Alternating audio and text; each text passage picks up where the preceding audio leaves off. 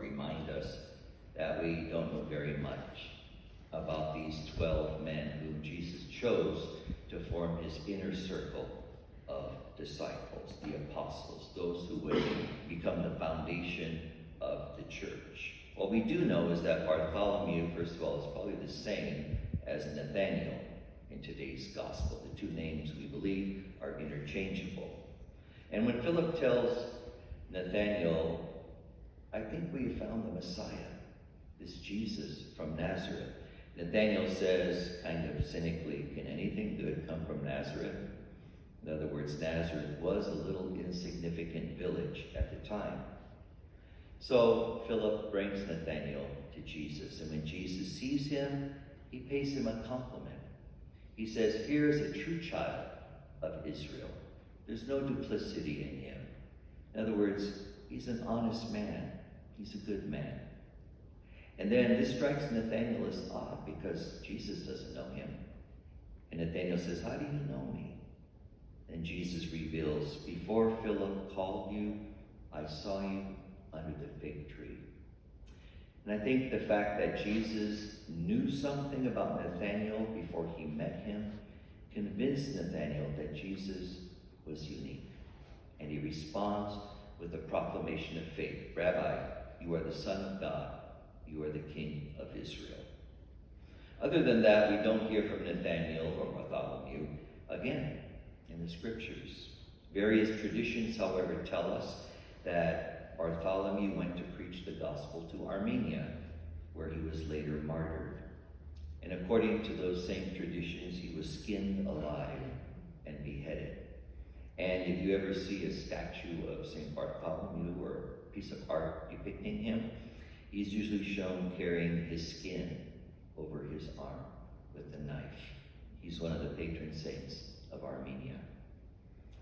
Now, while we don't really know the authenticity of these traditions, what we do know is that Jesus chose him to join the 12. He saw in Bartholomew the potential that with some formation, he would be enabled to carry the gospel to distant places. And of course, it would not have been possible for any of the apostles to do this on their own power. They had to be formed by Jesus. They had to witness the resurrection, come to faith. And most importantly, they had to be filled with the Holy Spirit, which occurred at Pentecost. And isn't the same thing true for each of us? You know, before we can even begin to share our faith in an authentic way, we have to be formed by Christ. This happens, I think, when we first have a knowledge of Jesus that comes from the scriptures.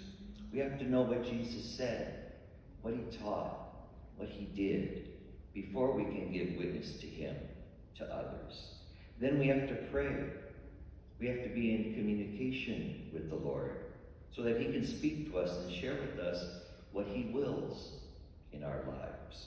Then we have to be willing to go out and act upon what we have learned from our study, our prayer, and of course by the Holy Spirit dwelling within us.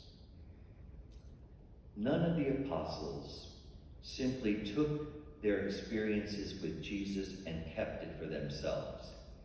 None of them retired to a monastery to spend their life in reflection and personal prayer. No, by their very calling, they were sent to tell the world what they experienced, what they had seen, and what they had heard. And they did that. They even gave witness to him by the manner of their death. Hopefully we won't end up like St. Bartholomew. None of us wants to be martyred. None of us wants to have to lay down our life. But we're still called to give of our lives to the work of the gospel. We have to be true to our calling as Christians. Share what we know, what we have experienced from the presence of Christ in our lives.